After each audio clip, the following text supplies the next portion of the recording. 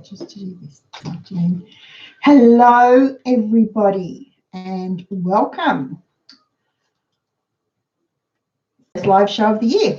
I'm Kath Armstrong from the Cheapskates Club. The hand and voice you may see or hear over to my left is Hannah. We are so glad to be back tonight with our first live show. I've had people emailing me for 4 weeks wanting to know when it's happening, and I've had it in the newsletter. It's happening. Anyway, I hope you all had a lovely break over the holidays and you're back ready to tackle living debt-free, cashed up and laughing, because I sure am. By the way, Hannah is our moderator tonight, and she'll be looking at your comments and looking after them, pointing out your questions and things in the live chat. Now, if you'd like to join the live chat, you'll need to be logged into your YouTube or Gmail account. That's a YouTube requirement. It's not a Kath requirement. Now, I'm sure you'll have some questions. I know you'll have questions during the show. So if you could please ask them in all capital letters, all uppercase, so they stand out. I'll do my best to answer them towards the end of the show. Now, the comments scroll by in chat very, very quickly, and it's hard to pick the questions up if they don't stand out. That's why I ask for them in capitals. So let's get started. What's happening? It's happening, and we need to be prepared. We need to be prepared for any particular it, because right now it could be a cyclone. It could be a bushfire. It could be a flood. It could be another baby to welcome into the family. It could be a job loss. It could be a new job. It could be getting the kids back to school. It could be chickenpox or the flu or tonsillitis. It could be a recession. It could be the power going down for a week. It could be the water supply going down for a week. And remember, this happened in Melbourne towards the end of last year. Water was out for a few days, 4 or 5 days, and people had to line up to get fresh water. It could be a drought. It could be a transport strike. It could just be about the I don't cares. Whatever it is in your life, if it is happening, you need to be prepared. Now, before last year, I wouldn't have put a pandemic and a 6-month lockdown high on my list of things to prepare for. I sort of regret that now. And they're on my list now. But in reality, for us, the lockdown wasn't hard because we were prepared. We didn't know the pandemic was coming. We didn't know we were going to go into such a long and strict lockdown, but we had prepared for it. A pantry is always stocked. We grow a reasonable garden. We cook from scratch using ingredients because remember, folks, ingredients give you options. We don't rely on the supermarkets to keep us fed or clean or our home clean. We try to be prepared.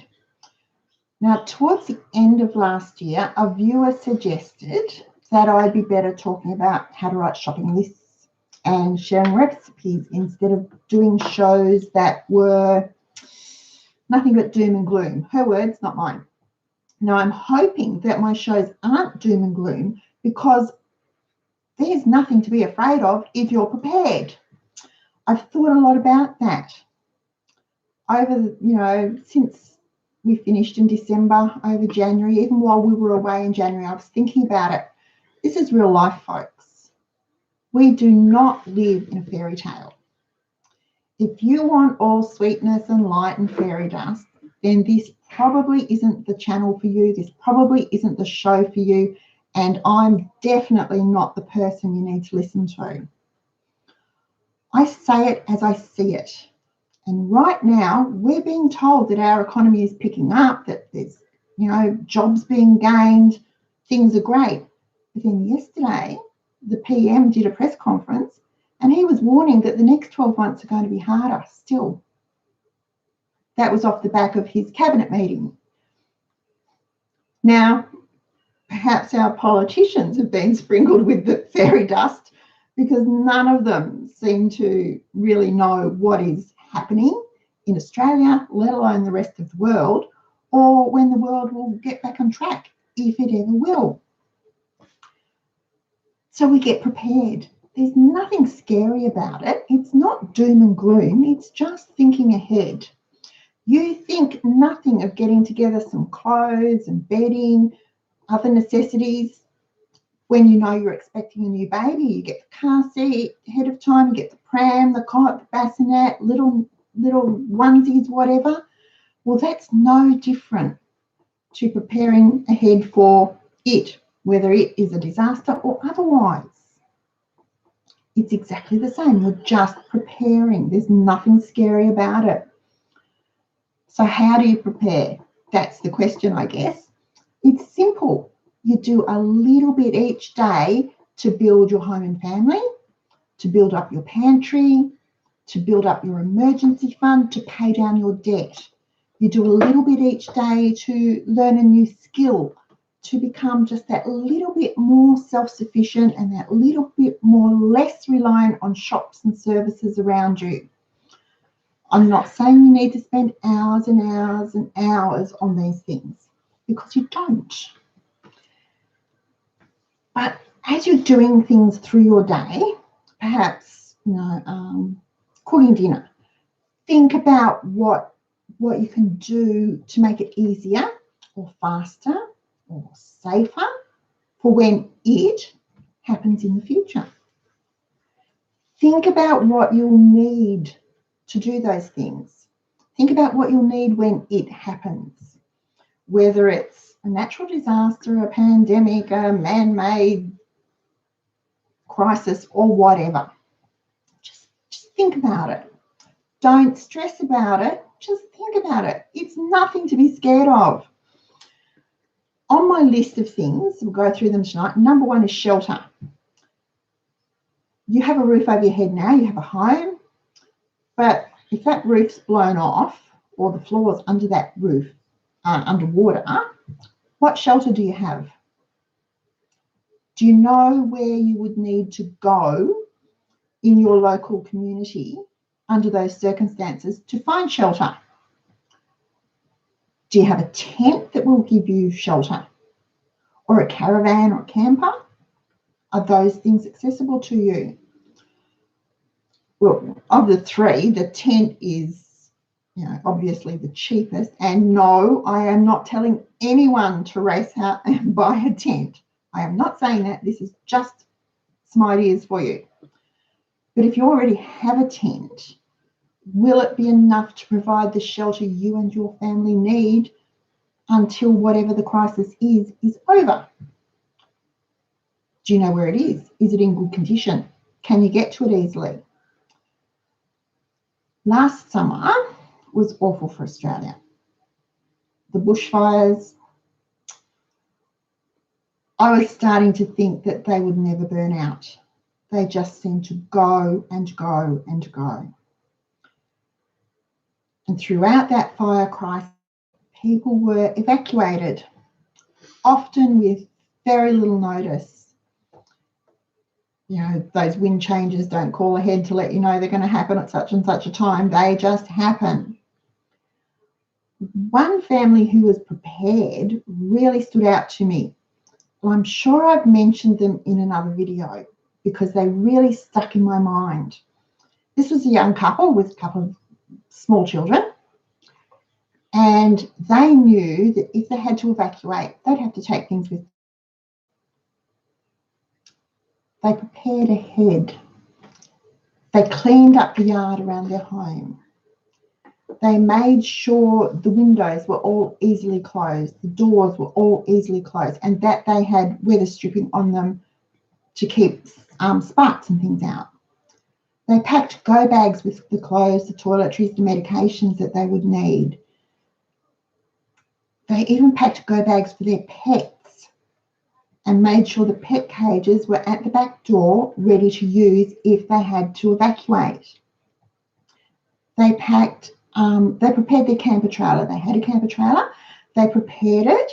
They had it hitched to their four-wheel drive. So all they had to do was get in and go. All their important documents were gathered together in a file, ready to just grab and go. Now, as it turns out, they did have to evacuate, and they were able to leave home in under 30 minutes. Now, best part about that is because they were prepared, they weren't putting a strain on the services, the emergency services and assistance. They were able to be self-sufficient. But all they had to do was put the pets in the cages and into the car, take the food from the fridge in the house and put it in the fridge in the camper, put the go bags in the car, pick up the kids, put them in their seats,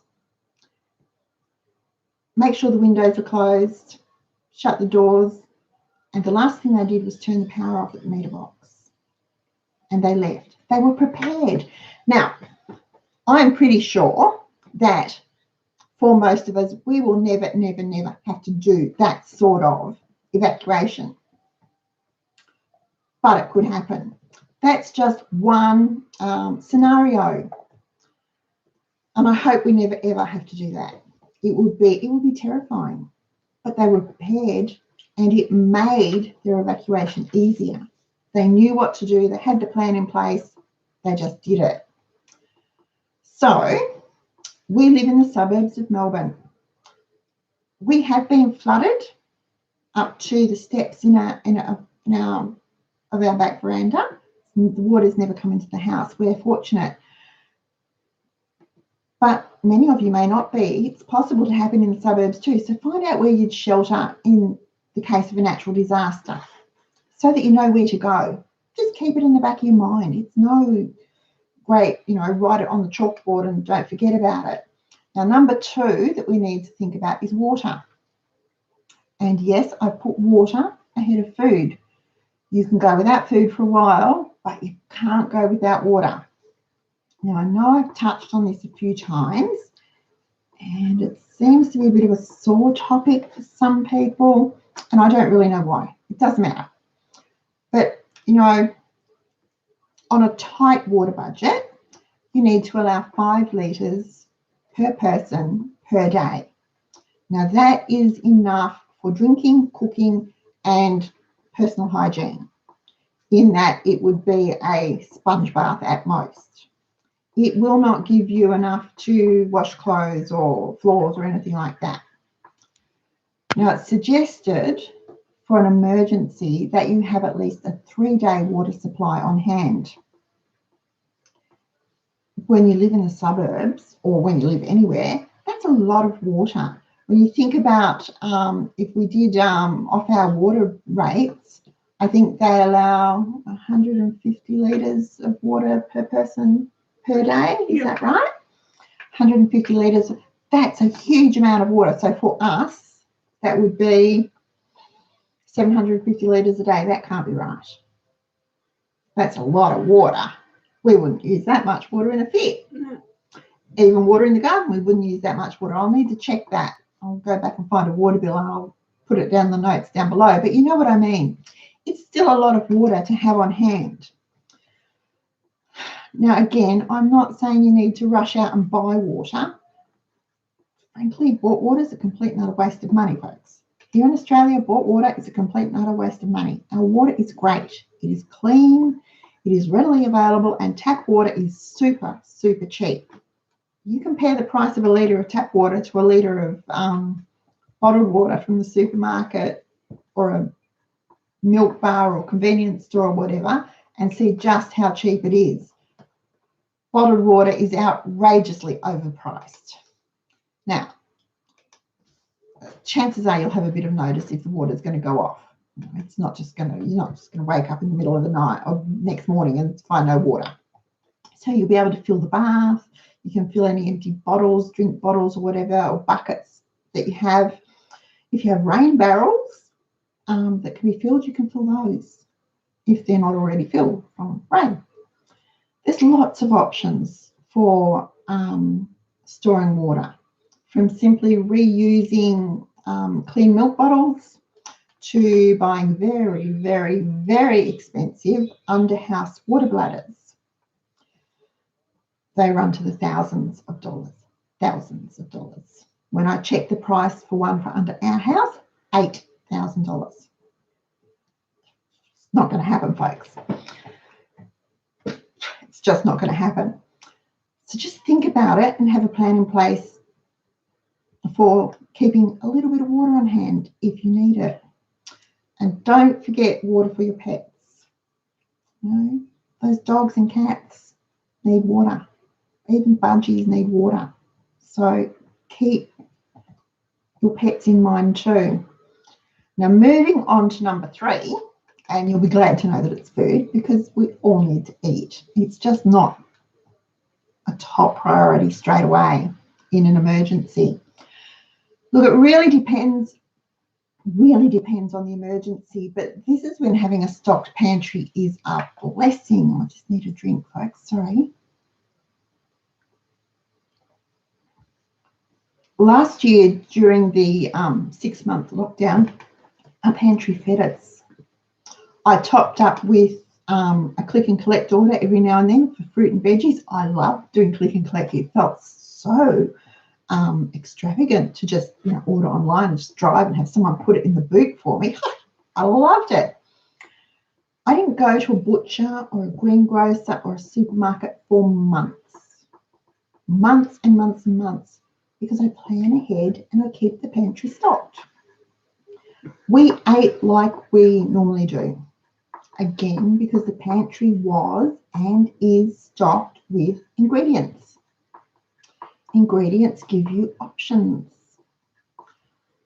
I don't think I ran out of anything. I was able to get a bulk order of yeast, so we had plenty of yeast. In fact, I was able to share it with some friends for bread, so I didn't even have to worry about that. We had powdered milk and tinned milk and UHT milk. We were fine. If you're not sure about what to do, think about it. Check your pantry. The other thing you can do is start growing at least some of what you eat. Now, don't give me that old I have brown thumbs, or I don't have time, or I don't have space to grow food, or oh, my dog will dig it up, or whatever nonsense. They're just excuses. You can do it if you want to. If you really want to, you can do it. You don't need to grow everything you eat. Even I don't even attempt to grow everything we eat, but growing at least some of it in a crisis gives you a source of fresh food. If you can't get to a shop, that's really, really handy. Right? The other thing to consider for food storage is shelf life. Now, all pantries, no matter the size, should run on a first in, first use basis, which just means when you buy a new box of Weet-Bix, it goes behind the open box so that the one that's open gets used up first. The older one is used first. That's just common sense, and pretty much we should all do that, whether we have a 1-week pantry or a 1-year pantry. There's nothing difficult about it. It's just common sense. And frankly, there's nothing sadder than having to throw out food and so money because you didn't use it before you went off. Remember, first in, first used. Keep that pantry rotating, folks. Keep that pantry rotating. Now, I know I've said this before and it's becoming more and more my thing, but I'm moving more to shelf-stable foods instead of relying on my freezers. Why? Well, it's a me thing, but I realised last year there's a lot of money tied up in our freezers, And if the power were out for any length of time, I would be devastated to lose the contents of those freezers. Now, sure, our insurance would cover some of it, if not all of it, because I keep an inventory. But what a waste of money, of time, of my effort to preserve it and cook it and pack it. And what a waste of food. So instead, what I've been doing for the last 12 months or so, 15 months or so, is more dehydrating, more water bath canning, more pressure canning. Although I'm finding jars and lids at the moment are still very hard to find. So I make do and use what I can. Whenever I see lids at the moment, especially lids, I snap them up. With your pantry, think about how long you can survive eating just from the food you have in the house today. Could you survive a week? Could you survive a fortnight, a month, 3 months, longer? That's without going to the shops for anything. How long would you survive? Now think about how long you might possibly need to eat from the pantry in a crisis. Do they match? Do you need to work on building your pantry? Now, everyone's going to have a different answer, and that's fine. There is no one answer fits all when it comes to stocking a pantry. We all have different family sizes. We all eat different foods. We all live in different places. We all have different budgets. But if you find your answers don't match and that you might run out of food before you could shop again, think about how you can build your pantry now so that you will have food security. Now, again, I am not for 1 minute suggesting that you keep an emergency pantry full of dehydrated or tinned meals or those freeze-dried packets that you just open and add boiling water to. And they're expensive. But think about the ingredients you store and how they can be used, and then how long they'll last on the shelf or in the fridge or freezer. If you want to know about Forever Foods, check out my Forever Foods video. I've put the link in the comments in the show more underneath for shelf-stable foods that last pretty much forever. The title says it all. Remember, too, that building your pantry will take time. Unless you're really rich and can go and buy 3 months of everything right now, and wouldn't that be fun? Wouldn't that be a shopping trip and a half? You know, building your pantry will take time. It's not going to be a single shop trip for you. So make a list of what you need, and when those items come on sale, stock up. Simple as that. If they're on half price, buy 2. Get 1 for free. Build your pantry that way. Number 4, following on from food, would be a source of cooking, heating water, even heating the house. Now, if the power were to go out, chances are the stove and or oven won't work. If the gas goes, and it's happened in Victoria before, again, the cooktop and or the oven won't work. If you use either of those methods to heat water, then you won't have hot water either. If the power's out, you've got no aircon. If the gas is out, you've got no ducted heating. How are you going to cook? How are you going to heat water? How are you going to heat the house if it happens in winter?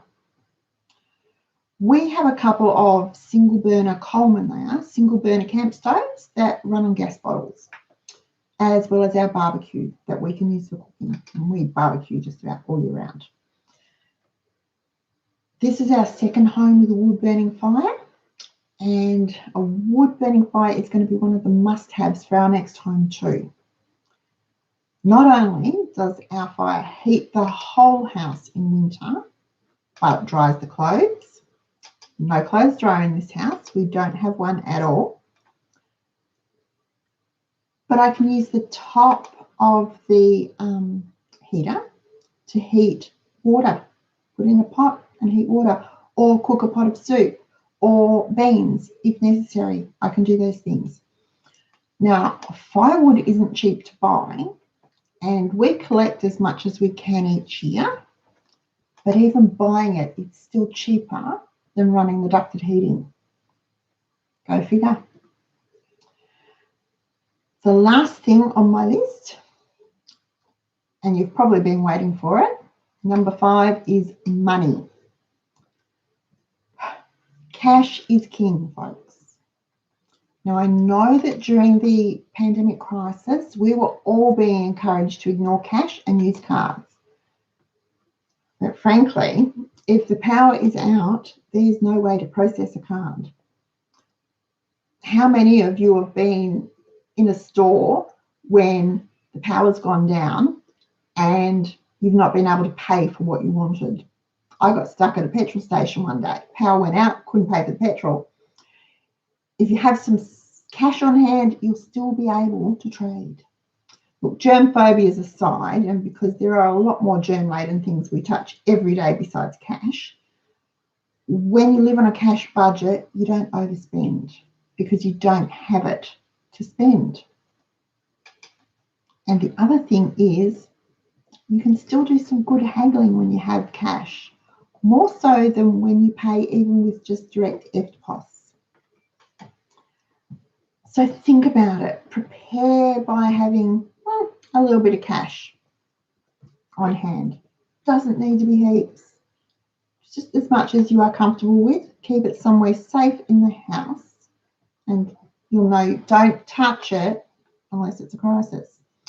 The other thing you can do is prepare for financial disaster by paying down debt now, by not incurring any new debt, and by building your emergency fund. Now, right now, interest rates are low, so low, and Reserve Bank says they're probably not going to go up in the next 3 years or so. So I can't believe I'm going to say this to you, but once you build a 3-month emergency fund, throw everything you have at your debt, at the loans, at the mortgage, at the credit card, whatever that debt is. Get rid of that debt as quickly as you can. Then focus on building your emergency fund up to at least 12 months again. I said it.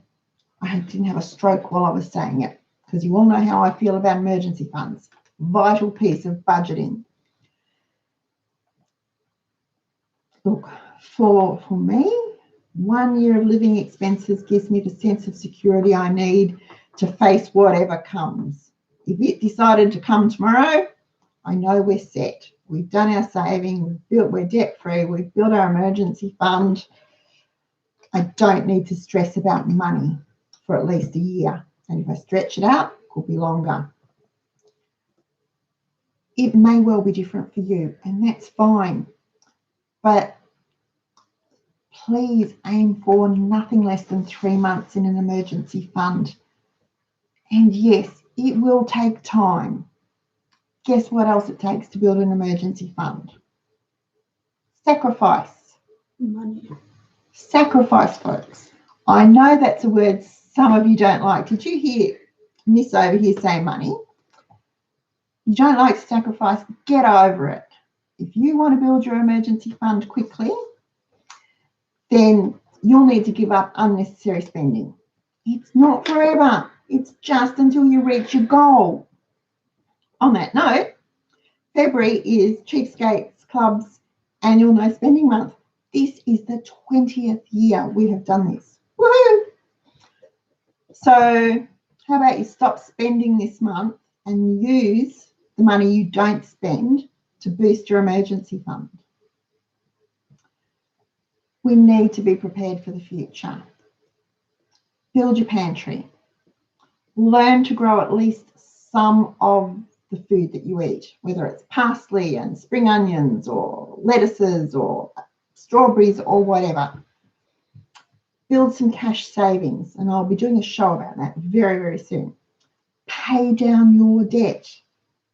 Learn to be self-sufficient. Learn not to rely on supermarkets and governments to keep supermarket shelves full, because it can all fall apart. Learn not to rely on government to support you.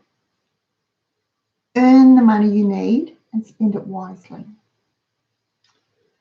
Stop expecting the government to fix whatever problem you have. You have a brain. You have intelligence. Use it, folks. There is no excuse for not doing something to get ahead, to prepare for the future. If you're watching this, then you have access to the internet. That is a whole world of information, almost an infinite source of information at your fingertips. Use it. Learn what you need. Don't take my word for it. Do your own research. Come to your own conclusions. Plan your own future. Look, this last week I used the internet to learn a new crochet stitch. Now, not that a new crochet stitch on its own is going to save us anything or whatever, but it gives me options when I'm working on something. If I'm working on a tea towel or a face washer or something to sell, it's another design I can add for my customers to choose from. It gives me options. When you're cooking dinner, don't just cook one meal. Double it or triple it or quadruple it and freeze the extra meals. Trust me when I say this method of cooking doesn't take any longer than cooking a single meal. Seriously. It saves a lot of money and it will save you time. Saves so much time to have a meal in the freezer that you just thaw, heat and eat. Things that I never cook a single recipe of spag bol sauce. Never. It's always quadrupled. We eat one, 3 go into the freezer for the next 3 nights, 3 spaghetti nights. And what I found was really tricky, but I usually get enough for 1 or 2 single serves too. By combining, quadrupling the recipe, I actually get more. I do the same with pie fillings and soups. Always at least double your cooking for extra quick meals. It's an easy thing to do. It's just preparing ahead. And, next week's dinner isn't a disaster, is it? It's just going to happen. We know it is coming, so you have to eat. Look, you don't need to go all gung-ho and dig a bunker and fill it with buckets of wheat berries and drums of water and surround the house with barbed wire and wear only camo-coloured clothes to be prepared. That's not being prepared. That's being terrified. We don't want to be terrified. We just want to be prepared so that we can sit back and relax. You just need to make a plan for your future so that when it happens, you'll be fine. You will be able to sit back and at least not stress about how you're going to survive. It's a simple thing to do. If you haven't already subscribed to our channel, please do. It's as easy as clicking the subscribe button just below this video. And if you click the bell, if you haven't already, you'll be notified every time there is a new live stream due or a new video has been uploaded. A thumbs up would be nice too if you liked what I've had to say. If you didn't, let me know nicely. I'll be nice back and we'll talk about it. And lastly, if you know anyone who might be interested in our show, in our channel, or who might benefit from what I've been talking about tonight, please click the share link and send it to them. The more people who learn how to live debt-free, cashed up and laughing, the better off our economy will be. And you know what? The happier our society will be. And, you know, all those things help our rankings on YouTube too, which really, I don't know what it does. It just makes it easier for you to find us. I think I don't really understand the technology behind it. Anyway, I will be able to answer some questions because I saw Hannah writing notes. I was just writing notes. Oh, she was just writing notes. Okay, so we'll find some questions and I'll try and answer them for you. Joy wants to know, have you done a show on how to work out the amounts needed to do the fund? The emergency fund? I assume so. The emergency fund, Joy? No, I haven't, but that's a good, jot that down, Han. That would be a good show, wouldn't it? I do have quantities of things that we use, which will be for a family of 5, so you can work on those in terms of pantry items. But I've not actually done a show about emergency fund. What it is, your emergency fund should be 1 year of your living expenses. So that's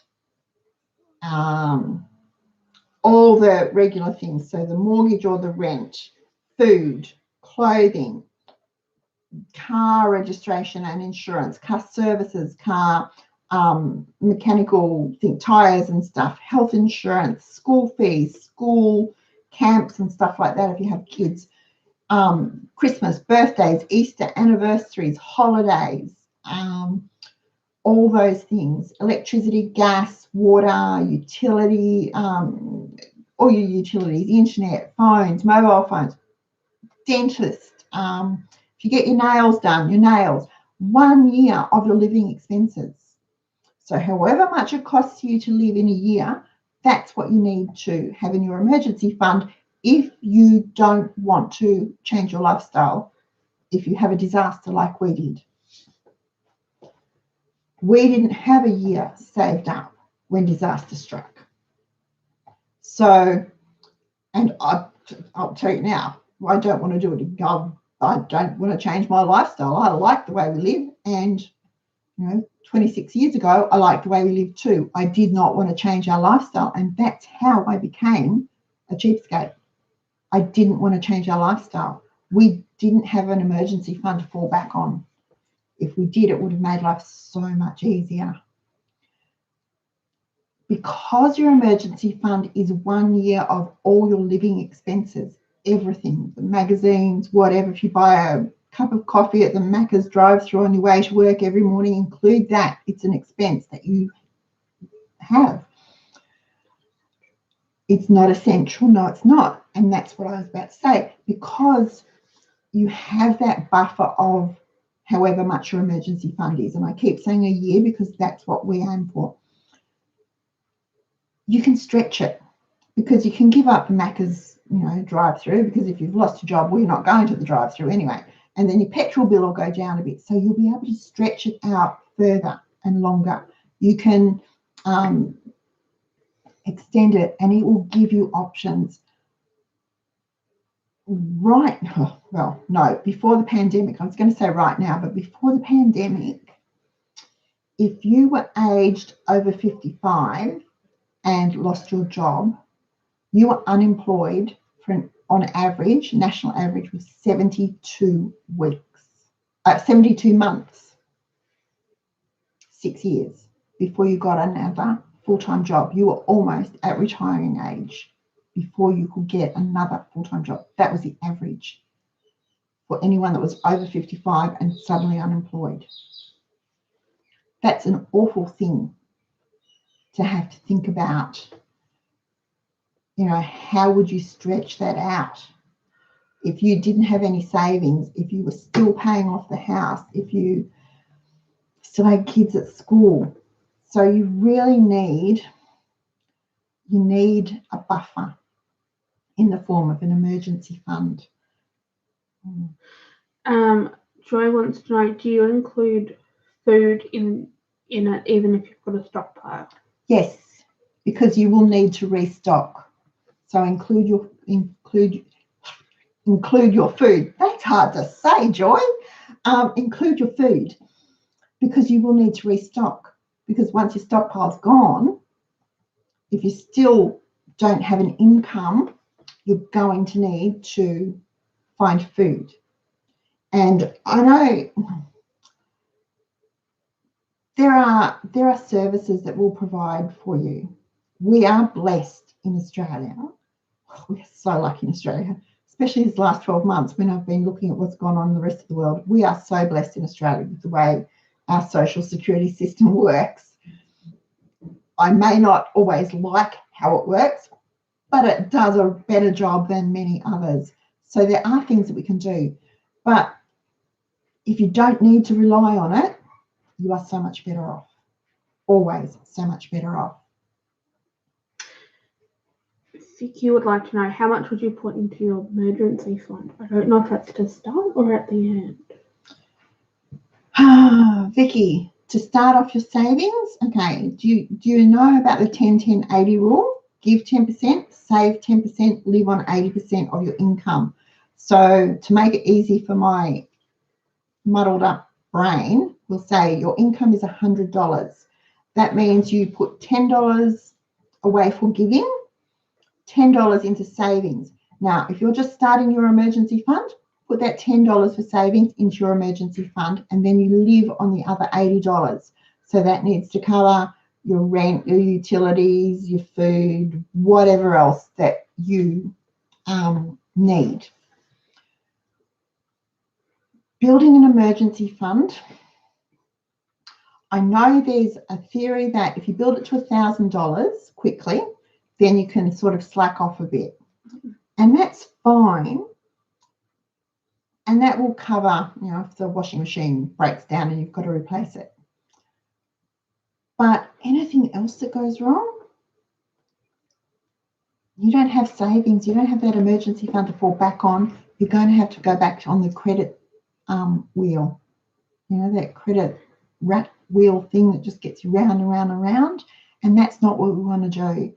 So build it as quickly as you can. Now, you can give it a boost by any spare cash that you get. Perhaps you have a grocery slush fund. Now, if your pantry is fairly healthy at the moment, you might not need the slush fund, so put the slush fund into your emergency fund. Leave a buffer though.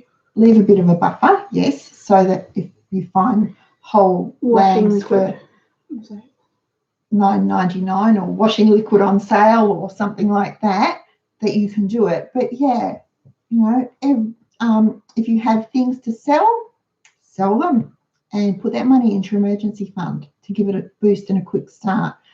But pretty much start on the 10-10-80. Give 10, save 10, live on 80. Mm-hmm. Mm-hmm.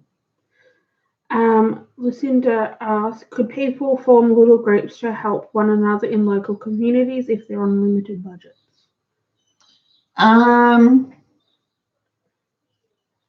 Okay, I'm not quite sure what you mean, as in just get together and have a cup of coffee and moan, or, oh, sorry, that didn't sound very nice, but you know what I mean, support each other that way?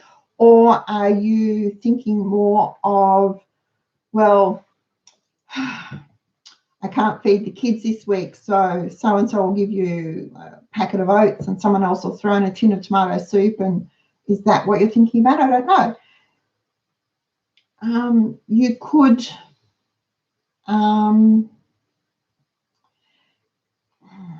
moral support is fine. Physical support takes a bit more finesse. You need to be really careful when you start doing that sort of thing. There are agencies out there that will do the physical support, will give food, will, you know, that sort of thing. So, have to think about it. Okay, now what did Joy say? I just found Joy. Joy said, I've been plugging away with separate accounts, getting them to a nice level, but now I want to do the calculations properly. Okay. Well, I'm not sure how your accounts work, but you would know how much you need for electricity each year, how much you need for water, council rates, house insurance, car costs and things like that.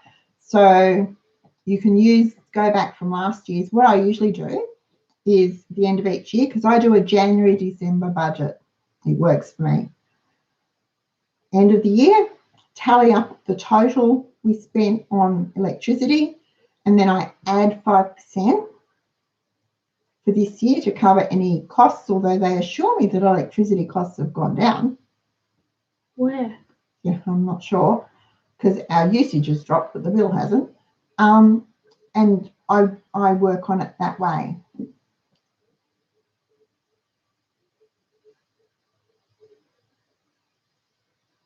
Yep, Maureen's got it. She's built into the emergency fund a year's worth of expenses, the replacement of a car and replacement of appliances. Yes, and now she's working on putting into it for house renovations.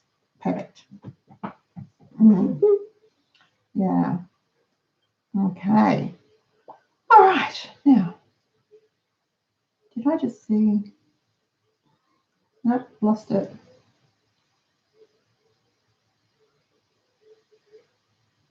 Street pantries. Where did I see that? Kathleen. Kathleen says her street has a street pantry.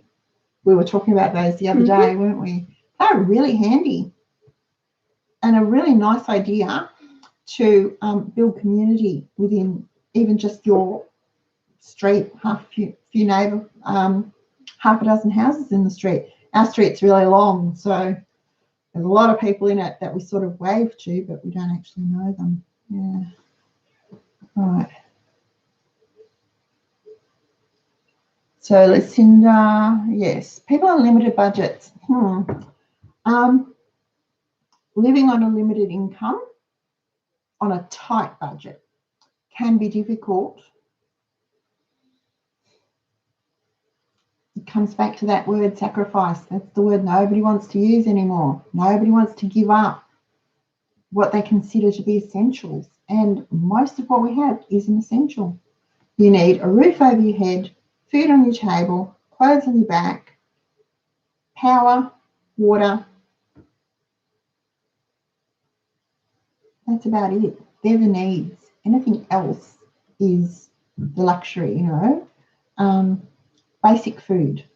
You don't need, you know, a wardrobe full of clothes. Have one outfit on, one in the wash, and one spare in case it doesn't dry. You can do it. It's not fun. We've been there. I've been there, folks. I've been there. It's not fun, but you can do it. And I guess the how you get out of it is up to you. If you are prepared to go without the things that you think are absolutely essential for a short time, in the grand scheme of your life, a short time, then you can do it. But if you think that, it's just a treat, you know, to buy the kids McDonald's, it's just a treat, and there goes $20. Well, $20, if you're on the $300 a month food challenge, $20 is a third of your week's grocery money gone. So you need to understand that, yes, you can live on a tight budget, and it is hard. But if you do it with the thought that you're not going to do it forever, that you're going to work to get off it, that you're going to do more to improve your income, then you do have to live probably not like your neighbours for a while, but it's only for a short time. It's not for forever. All right, yeah. Okay. And Glennis says there are community gardens all around the place. You can go there and purchase excess veg and fruit from most of them. The gardeners are always very proud to show the produce. Buy nothing project with your suburb. There's heaps of things, community things that you can do that will, you know what, give you a new interest, make you some new friends, perhaps even, I don't know, change your life for something different. Yes, Maureen, you heard right on the radio. People saved like never before. At the moment, personal savings in Australia is at an all-time high. High, folks, never been so high. And it's causing a bit of a imbalance in the economy in terms of people just aren't spending the way they used to, because they're not going out to eat, they're not going to the pubs and clubs, they're not going to the movies, they're not booking overseas trips, they're not, so all those things, they're not spending money on those, they're just saving it. I heard that the caravan industry is booming at the moment, with people not able to travel overseas, so they're buying a caravan and planning to travel around Australia. Good luck with that if they want to go to Western Australia. Yeah, so it's true. We became savers during the pandemic. So now, if all those people that were saving all that money during the pandemic actually paid it down off their debt, wouldn't that be amazing? I look at debt a little differently to some of the economists in our land. When you have debt, you own nothing. Doesn't matter whether the debt's $1 million or $5. When you owe money to anyone for anything, you own nothing. You can lose it all. So you pay down your debt and you build savings. I believe cashed up banks with savings that they can use, are a good thing for our economy, because when our banks are cashed up, they don't need to trade on the world money market in terms of borrowing. They can be the lender. It also means that they have more money to lend for people that need to borrow to start a business. It puts more money into the mortgage market. It's a good thing. Cashed up banks are a good thing. That's a very simple, very, very simple breakdown of it. But cashed up banks are a good thing for our country. Saving money is a good thing for our country. Spending money is important for our economy too, but so is saving. And for the last 50 years, saving has not been encouraged. Spending and debt has been encouraged. Started about 1973 when bank card was introduced. It was the first really easily accessible to everybody credit card. Before that, there were things like Diners and American Express, and they were rather difficult, and only you had to be very wealthy, and they weren't actually credit cards, they were charge cards, so they had to be paid in full at the end of each month.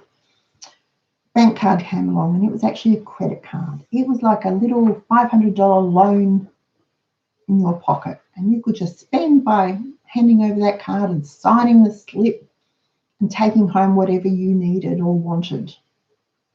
And a lot of people got into a lot of debt. And I think that was, so that's sort of the start of the downward spiral of savings. Before that, people, if you couldn't afford it, you saved up for it, or you put it on lay-by and paid it off. You didn't, didn't put things on hop because it was pointless. You didn't own it. You never owned it. It's not called on the never never for nothing. Yeah.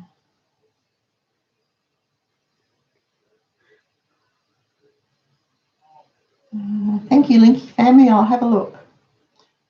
Would you ever do a tour of your pantries to show as an example of a well-planned stockpile anytime, and a tour of how you organise your kitchen, assuming you have? New kitchen is in, almost finished too. Just waiting. I've had to special order some tiles, so I'm just waiting for those to be done. It was either pay a couple $100 and order a metre of them, or wait till they were doing a run and get the 14 that I need for $35. So I decided to wait. Pantry tour, not sure, Paula. It's not that I don't have a pantry, and I know Joy and Maureen have seen the mess that is our pantry. I am just, I'm always nervous about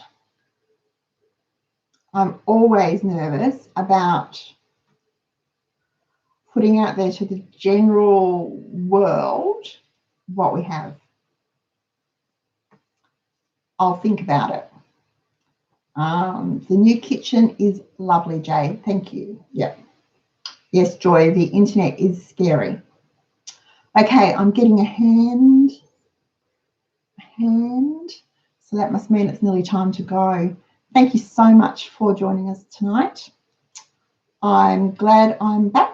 I hope you're glad we're back. Next week, I can tell you, next Tuesday, I am going to be talking about the $300 a month food challenge. I came across an article yesterday about a mum of 5 who spends $400 a week at Aldi. How can you spend $400 a week at Aldi? Crikey. What do you buy? It just blew my mind. So, and I asked the question, if you go over to Cheapskates Chatter on Facebook, you'll see it. And I asked the question, what are your best tips for saving money? So I want to cover that next week, because there's quite a lot of people that say, oh, well, that's normal for me, or I spend more, and I'm just wondering how. Because I have to be honest, when I do my once a year shopping, I struggle to spend that much at Aldi for a year. So we'll see. Alrighty, I shall go for now. Thank you again for watching. Don't forget to give us a thumbs up, share the video link if you know someone that wants it, and good night.